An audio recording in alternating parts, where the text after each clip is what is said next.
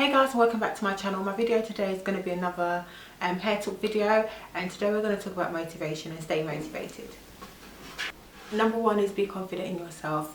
I think that pretty much starts off your whole journey. Be confident in your work, be confident in yourself. For me personally, because I've practiced so much and I came to a point where I believed in my dreams, I believed that I could achieve it. So I believed in myself enough, but at the same time I also wanted to be able to back that theory. So I made sure that I worked really hard, I practiced really hard, so that I'm at a point where obviously I haven't stopped learning, but I'm confident in my work. Therefore that keeps me motivated, knowing that I can learn tricks and satisfy my clients. So in me being confident in myself, it makes my clients be confident in me. So I always say believe in yourself, because that's the number one thing that will give you drive. And if you don't believe in yourself and you expect other people to believe in you, then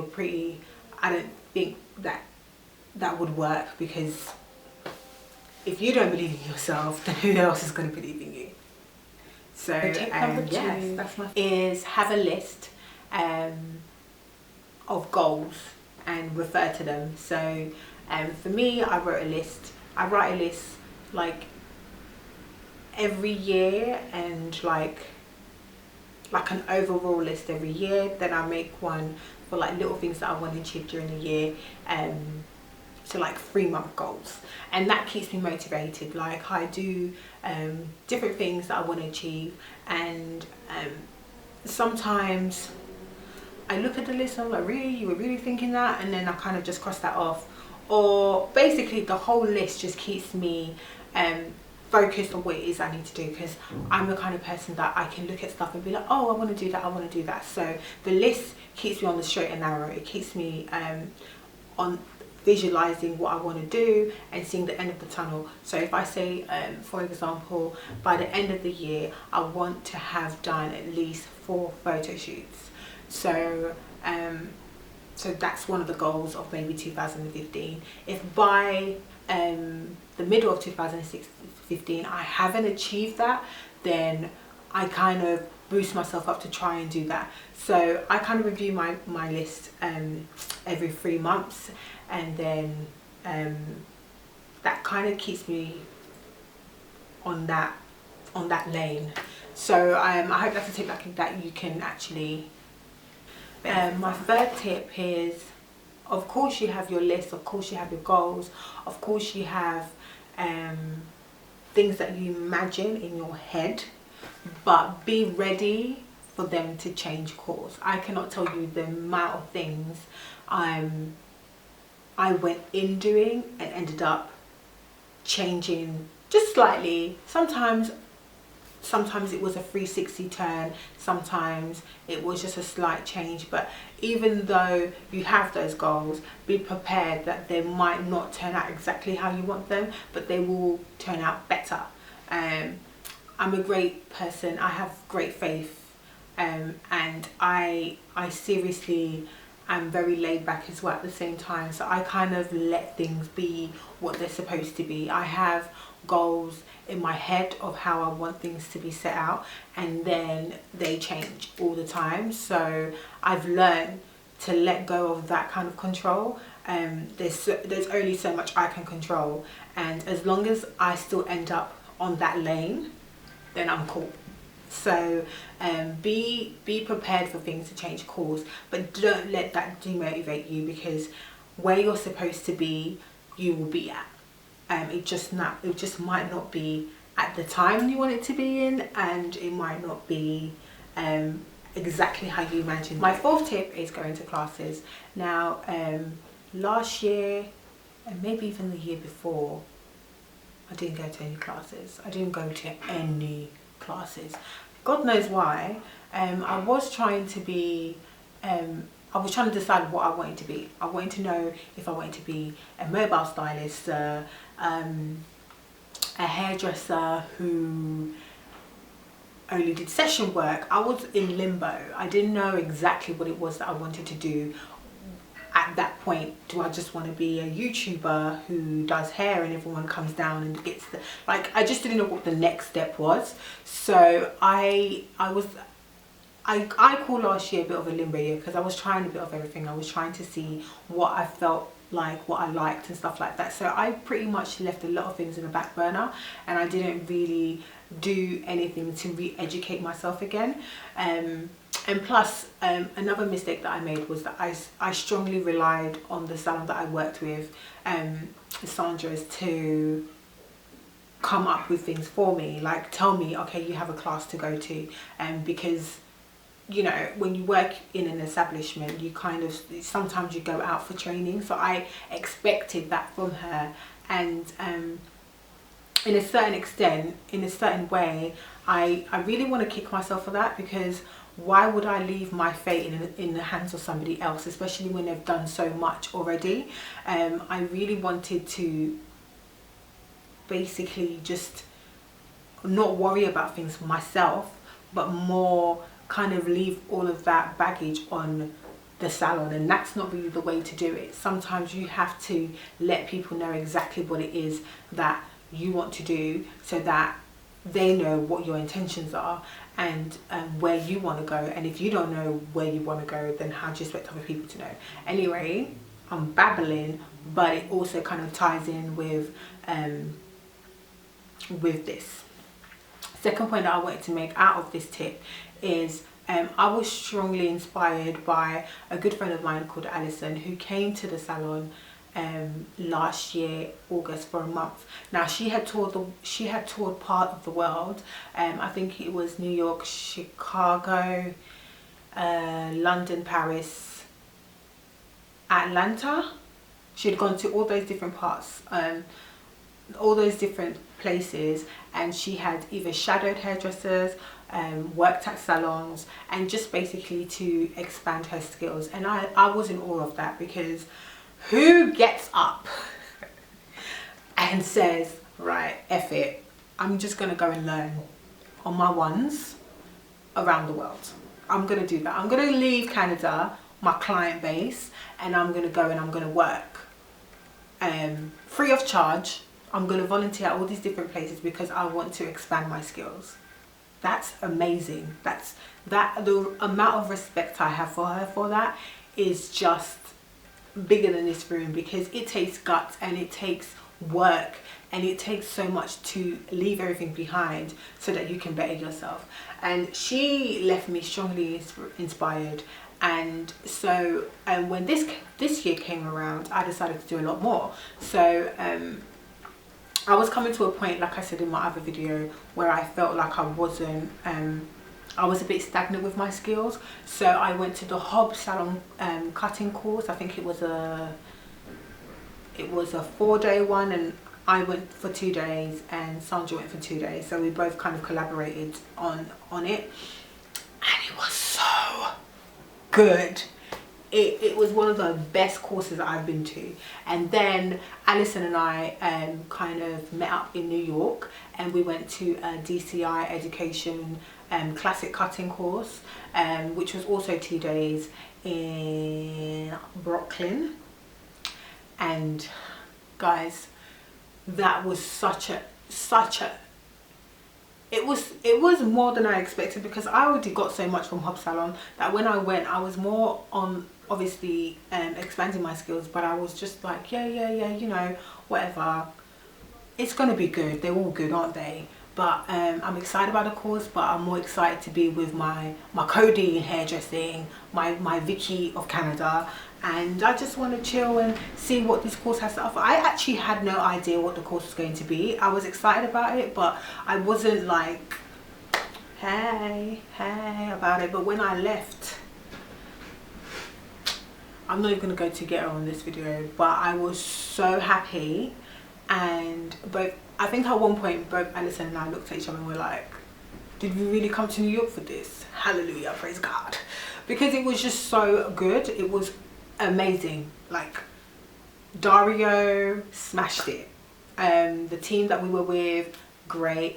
I want to say, what was the salon called that we were? Arjani. that salon is amazing. So just like the whole experience, when I came back, I was like, guys, my head is full of information and I want to share it with you guys. So taking classes and being around other people really helped me.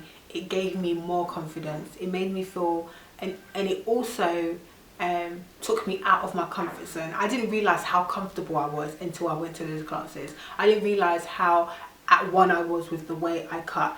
And Dario called it sometimes being in a coma, because you're doing the same thing over and over again, and he just kind of taught us to re-challenge ourselves and sometimes do things for the first time. And I cannot tell you how both it gave me anxiety and at the same time frustrated me with how much I learned, because I felt like, okay, I know a lot, but then that course kind of said, no, you know some. So it was refreshing but both frustrating. There were so many emotions involved, but I really appreciate all of them, because it let me know that I have so much more to learn and I shouldn't be afraid to always reteach myself. So that was great for the classes. I stole from Auntie Oprah, and it's trust your instincts. And I can honestly say that work-wise, everything that I've trusted my instincts with have never let me down. I trusted my instincts when I said I wanted to become a hairdresser. I've not yet regretted that decision. I trusted my instinct when I said I wanted to work at Sandra's, and I've had my ups and downs, but it's definitely opened so many doors for me. I trusted my instincts when I said, okay, I'm going to carry on with this YouTube thing, because those that know, YouTube wasn't really, I tried it out the first year, and then when I started the salon work videos, I actually thought they were privatized, but I didn't click the private tab. I actually just left them public. So my salon work videos were never supposed to be a public thing for me. They were supposed to be private for me to look at, but they ended up being private. And at one point I was like, I don't know if I want to be a YouTuber like that with my work. But then it's been one of the best decisions. Following my instincts and saying, do you know what, go for it, was one of the best decisions I've made, because I feel like it's opened so many doors. So many of you have come down from different parts of the UK and sometimes out of the country to see me. So I'm truly at awe with what the internet can do.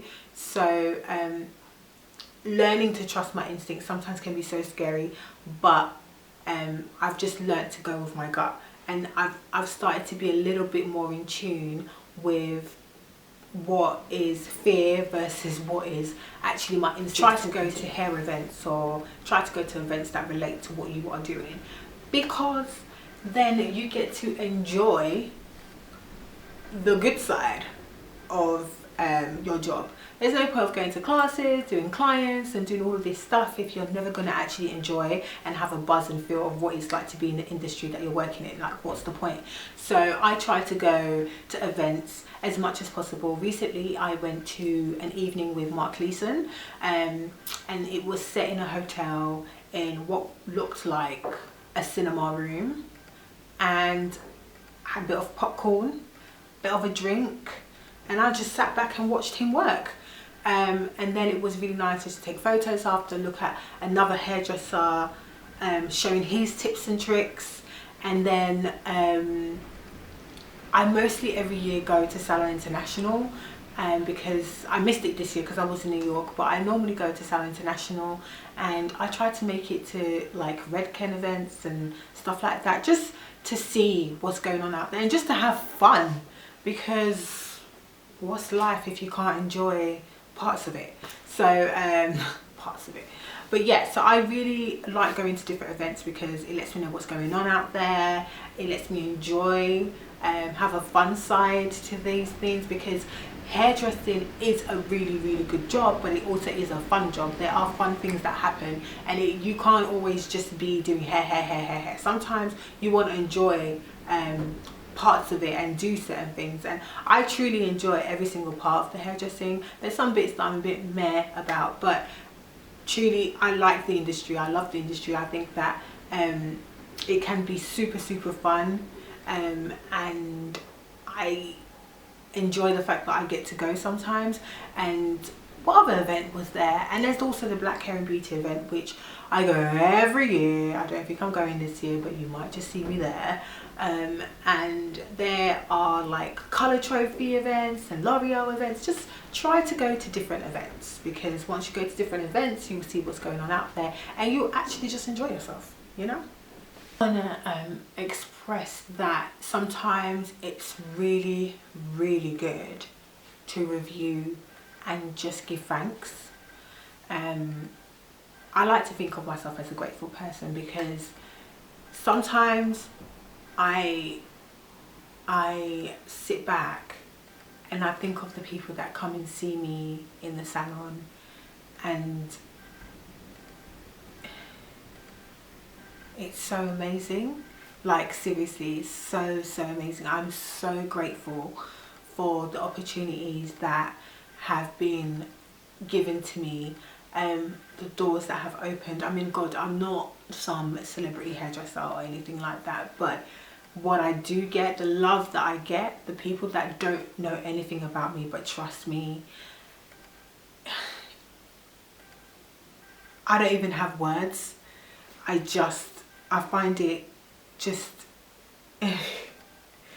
it's very hard for me to be speechless. So I don't even know why I can't find the word, but it does something to me when someone comes in and says, oh, I watch you on YouTube and I really want you to lose my age. It's just amazing. So I feel like giving thanks and being grateful is also a reflection of the person that you are, and you just need to sometimes give back.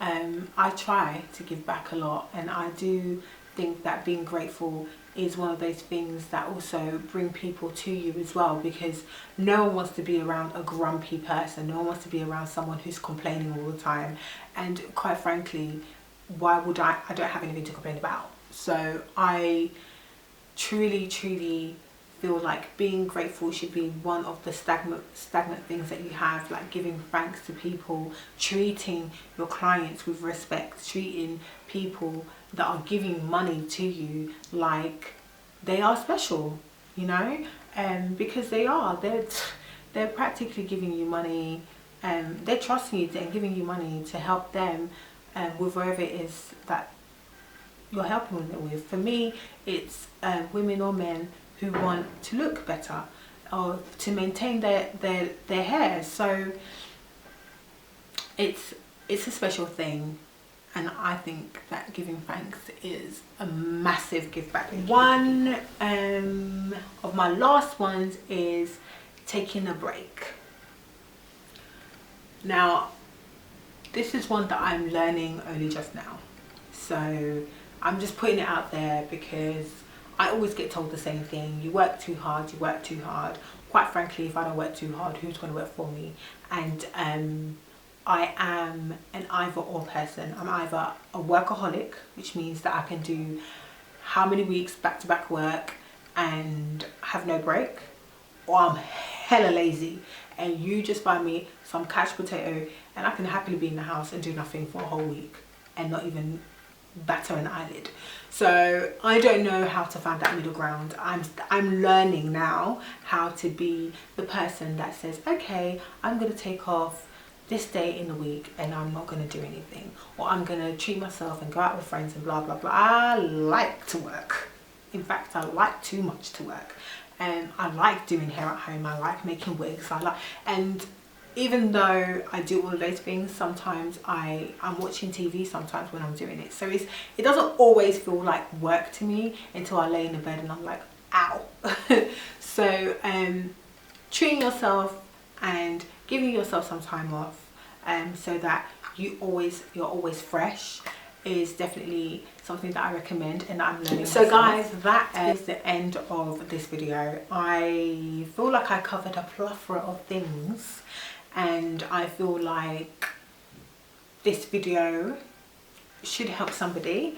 And if you guys have any comments that you want to leave below, or you have any tips, feel free. This hair talk is definitely an open space for you guys, for us to have conversations.